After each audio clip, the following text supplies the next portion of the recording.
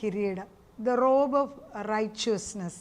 കഴിഞ്ഞ ദിവസം ജീവൻ്റെ കിരീടത്തെക്കുറിച്ച് 3 ക്ലാസ്സുകൾ എടുത്തിരുന്നു. കിരീടങ്ങളെക്കുറിച്ച് തന്നെയാണ് ഈ ദിവസങ്ങളിൽ ദൈവം എടുപ്പിക്കുന്നത്. പല കിരീടങ്ങളുണ്ടെന്ന് ഞാൻ പറഞ്ഞിട്ടുണ്ട്. ഈ കിരീടങ്ങളിൽ ഒത്തിരി കിരീടങ്ങൾ ആദ്യത്തെ ദിവസം പറഞ്ഞെങ്കിലും 5 പ്രത്യേക കിരീടങ്ങളെയാണ് ഞാൻ എടുത്തു പറയുന്നത്. ആ 5 പ്രത്യേക കിരീടങ്ങളെന്ന് പറയുന്നത് നമ്മൾ അറിഞ്ഞിരിക്കേണ്ടതാണ് പ്രധാനമായിട്ടും. മറ്റൊക്കെ ഈ ജീവകിരീടം കിട്ടിക്കഴിയുമ്പോൾ ബാക്കിയെല്ലാം വരും. 5 കിരീടങ്ങൾ. ഒന്നാമത്തേത് ജീവകിരീടം, രണ്ടാമത്തേതാണ് നീതിയുടെ കിരീടം, മൂന്നാമത്തേത് സന്തോഷത്തിൻ്റെ റിജോയ്സിങ്, സന്തോഷത്തിൻ്റെ കിരീടം, നാലാമത്തെ മഹത്വത്തിൻ്റെ കിരീടം, അഞ്ചാമത്തേത് വാടാത്ത കിരീടം. ഈ 5 കിരീടങ്ങൾ അറിഞ്ഞിരിക്കണം. മറ്റേതൊക്കെ ഒന്ന് 1 by 1 ആയിട്ട് നമ്മുടെ ഓരോ ജീവിതത്തിൽ ദിനം പ്രതി നമുക്ക് കിട്ടുന്നതാണ്. ഈ നീതി കിരീടം എന്ന് പറയുന്നത് ഉടനെ കിട്ടത്തില്ല. അത് പ്രൂവ് ചെയ്ത്, ജീവകിരീടം നമുക്ക് എപ്പം വേണമെങ്കിലും രക്ഷിക്കപ്പെട്ട നിമിഷത്തിൽ നമുക്കതിൻ്റെ ഉറപ്പായിട്ടുണ്ട്. പക്ഷേ നീതി കിരീടം you have to prove it until death. You have to be faithful. Faithfulness is very important. അതിനെടുക്കുന്ന വാക്യം 2 തിമോത്തി 4:8. 2 തിമോത്തി 4:8 ഇങ്ങനെയാണ് വായിക്കുന്നത്: ഞാൻ നല്ല പോർ പൊരുതു, ഓട്ടം തികച്ചു, വിശ്വാസം കാത്തു. ഇനി നീതിയുടെ കിരീടം എനിക്കായി വെച്ചിരിക്കുന്നു. അത് നീതിയുടെ ന്യായാധിപതിയായ കർത്താവ് ആ ദിവസത്തിൽ എനിക്ക് നൽകും. എനിക്ക് മാത്രമല്ല, അവൻ്റെ പ്രത്യക്ഷതയിൽ പ്രിയം വെച്ച ഏവർക്കും തന്നെ. വളരെ പ്രധാനമാണ്. അതായത് ഇത് ഉടനെ കിട്ടുന്നതല്ല. This one has to wait until your race is over.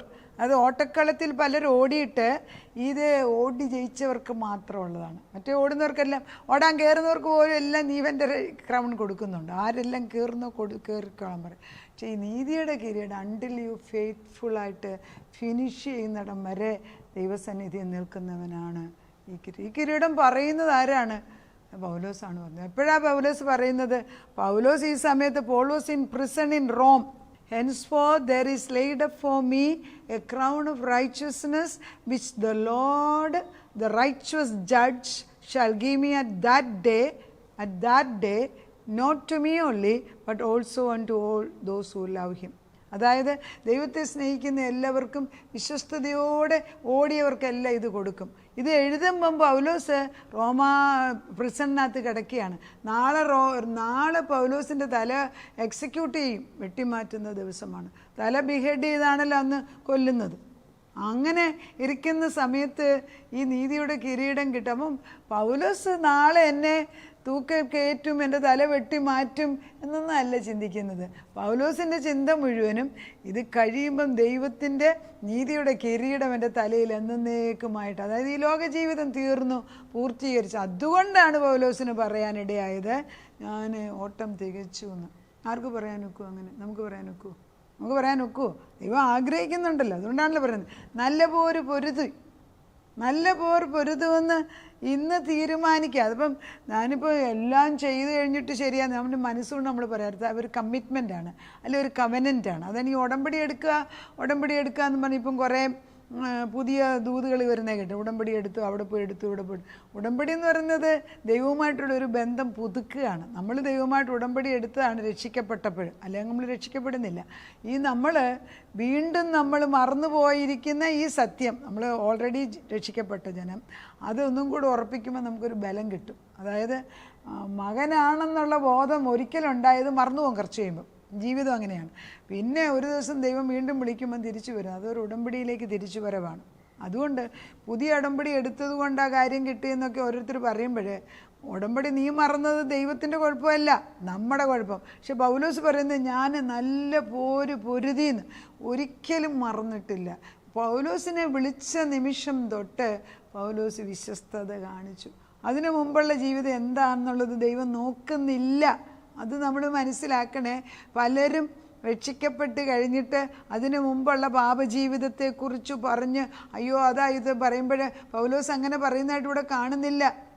അങ്ങനെയായിരുന്നു പൗലോസ് എത്ര പേരെ കൊന്നു എന്നൊക്കെ വിളിച്ച് പറയായിരുന്നു. അതൊന്നും പൗലോസ് പിന്നെ പറയുന്നില്ല.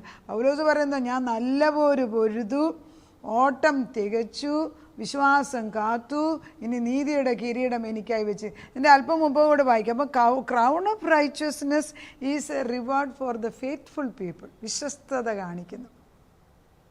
വിശ്വസ്തനായ ജോലിക്കാരൻ. അപ്പോൾ നമ്മളൊരു ജോലിക്കാർ വരിക, നമ്മൾ ജോലിക്കാർ വരുന്ന അവരെ ആദ്യം ഒരു മാസം കൊണ്ടോ ഒരു വർഷം കൊണ്ടോ അവരെ മനസ്സിലാക്കത്തില്ല. പക്ഷേ 10-20 വർഷം അവർ നമ്മുടെ കൂടെ നിൽക്കുകയാണെങ്കിൽ അത് വിശ്വസ്തത പ്രൂവ് ചെയ്തു. പിന്നെ അവർക്ക് എന്തും കൊടുക്കാൻ മടിയില്ല. അതെന്താ? ഈ പ്രൂവ് ദംസെൽസ്. അതാണ് ദൈവം നോക്കുന്നത്. കാര്യം കാണാൻ വേണ്ടി ഇന്നൊരു പാർട്ടി, നാളെ വേറൊരു പാർട്ടി, മറ്റൊരു ദിവസം വേറൊരു പാർട്ടിയിലോട്ട് മാറ്റി വെച്ച കാര്യം. അതല്ല ദൈവരാജ്യത്തിൻ്റെ പ്രിൻസിപ്പിള്. ദൈവത്തിൽ ഉറച്ചു നിൽക്കുന്നവൻ കാറ്റത്ത് ഊടാടുന്ന ഓട പോലെ ആകത്തില്ല, റീഡ് പോലെ ആകത്തില്ല. ഉറച്ചു നിൽക്കുന്നത് ഒരു വലിയ ശക്തിയാണ്. ഉറച്ചു നിൽക്കണമെങ്കിൽ നമുക്ക് ദൈവം വേണം. അല്ലെങ്കിൽ നമ്മൾ തെറ്റുപറ്റി ഉടനെ ക്ഷമ ചോദിച്ച് തിരിച്ചു വരണം. അത് ദൈവത്തിന് വാതിൽ തുറന്നു വെച്ചിരിക്കുകയാണ് എന്നും പറഞ്ഞ് ഒന്നും ഒരിക്കലും തെറ്റ് ചെയ്യാത്തൊരു സ്വഭാവമാകണമെന്നില്ല. We can get wrong but come back. അതുകൊണ്ടാണ് Paulose I have fought the good fight, I have finished the race, I have kept the faith, now receive the crown of righteousness. അപ്പോൾ കർത്താവ് പൗലോസ് മരിക്കുന്നതിൻ്റെ തലേ ദിവസവും പൗലോസ് ഇത് പറയണമെങ്കിൽ പൗലോസ് ഇത് കണ്ണുകൊണ്ട് കാണുകയാണ്. നമ്മൾ വിചാരിക്കുക ആത്മീയ ഗോളമൊക്കെ അന്തമാണ്. ആത്മീയ ഗോളം ജഡീയ ഗോളത്തെക്കാട്ടിലും ക്ലിയറായിട്ട് കാണാൻ സാധിക്കും. കാണുന്നത് താൽക്കാലികം, കാണാത്തത് നിശ്ചയം. 2 തിമോത്തിയിലെങ്ങാണ്ട പറയുന്നത്, 4 കാണുന്നത് താൽക്കാലികമാണ്, കാണാത്തത് നിശ്ചയമാണെന്ന് എനിക്കുറപ്പ് വരണം. 2 തിമോത്തി 4:17 നൊടി നേരത്തേക്കുള്ള ഞങ്ങളുടെ ലഘുവായ കഷ്ടം അത്യന്തമനവധിയായി തേജസ്സിൻ്റെ നിത്യഘനം ഞങ്ങൾക്ക് കിട്ടുവാൻ ഹേതുവാകുന്നു. കാണുന്നതിനെ അല്ല, കാണാത്തതിനെ അത്രേ ഞങ്ങൾ നോക്കിക്കൊണ്ടിരിക്കുന്നത്. കാണുന്നത് താൽക്കാലികം, കാണാത്തതോ നിശ്ചയം. In the physical realm we believe what we see, but in the spiritual realm we see what we believe. അതായത് ആത്മീയ ഗോളത്തിൽ ആത്മാവ് കൊണ്ട്, അതായത് ഇല്ലാത്തതിനെ ഉള്ളതുപോലെ വിളിച്ചു വരുത്തി അബ്രഹാം. അങ്ങനെയാണ് വിശ്വാസികളുടെ. അപ്പോൾ നമ്മുടെ കുഞ്ഞുങ്ങൾ വഴിതെറ്റിപ്പോയി, അവർ തിരിച്ചു വന്നിരിക്കുന്നു. കർത്താവ് അവരുടെ കൈക്ക് പിടിച്ചവരെ കൊണ്ടുവന്നിരിക്കുന്നു. അവരുടെ ജീർണവസ്ത്രം മാത്രമേ മാറ്റി അവരെ പുതുവസ്ത്രം ഉടുപ്പിച്ചിരിക്കുന്നു. രട്ടുമാറ്റി അവരെ നൃത്തം ചെയ്യുന്നവരാക്കിയിരിക്കുന്നു. ഉത്സവവസ്ത്രം ഉടുപ്പിച്ചവരെ കൊണ്ടുവരുന്നു. തലയിലൊരു തലപ്പാവ് വെക്കാൻ നമ്മളിവിടെ റെഡിയായിട്ട് ഒരുക്കി വെച്ചിരിക്കുകയാണ്. തിരിച്ചു വരുമ്പം കയറ്റി വരുമ്പം കൊടുക്കാൻ, കുളിപ്പിക്കാൻ വെള്ളം കോരി വെച്ചിരിക്കുന്നു. ഇതൊക്കെ നമ്മൾ പറയുമ്പോൾ അത് സംഭവിക്കുകയാണ്. ദൈവത്തിൻ്റെ ആത്മാവിലൊരു വാഷിംഗ് അപ്പ്, ഒരു ക്ലെൻസിങ് അപ്പ്. അപ്പോൾ ഈ വചനം പറയുന്നതിന് തൊട്ട് മുമ്പുള്ള ഭാഗം കൂടെ വായിക്കുന്നത് നല്ലതാണ്. പൗലോസ് പറയണം, വചനം പ്രസംഗിക്കുക, സമയത്തിൽ അസമയത്തിൽ ഒരുങ്ങി നിൽക്കുക, സകല ദീർഘക്ഷമയോടും. ഞാൻ വായിക്കുന്നത് 2 തിമോത്തി 4:2 അറിയേണ്ടിയവർക്ക്. വചനം പ്രസംഗിക്കേണ്ടത്, വചനം പ്രസംഗിക്കുക, സമയത്തിൽ അസമയത്തിൽ ഒരുങ്ങി നിൽക്കുക, സകല ദീർഘക്ഷമയോട് ഉപദേശത്തോടും കൂടെ ശാസിക്കുക, തർജ്ജനം ചെയ്യുക, പ്രബോധിപ്പിക്കുക. ഇതൊക്കെ നമ്മളെ ഏൽപ്പിച്ച ജോലികളാണ്. ചിലർ മറ്റുള്ളവരെ വേദനിപ്പിക്കേണ്ടെന്ന് വിചാരിച്ച് സത്യം മറച്ചു വെക്കും, പിന്നെ അത് പറയത്തില്ല. നമ്മൾ ചിലപ്പം സ്വന്തം മക്കളാകുമ്പോൾ നമ്മളും അത് ചെയ്യും. പക്ഷെ അത് ശരിയല്ല. സത്യം പോലെ വിളിച്ച് പറയാനുള്ള ഒരു കൃപ വരണം. മോനെ നീ പോകുന്ന വഴി ശരിയല്ല. അല്ലെ അവരുടെ ആത്മാവിനെ വിളിച്ച് പറയണം. അവർ കേൾക്കുന്നേ, പോകുന്ന വഴി ശരിയല്ല, തിരിച്ചിവിടെ വാ.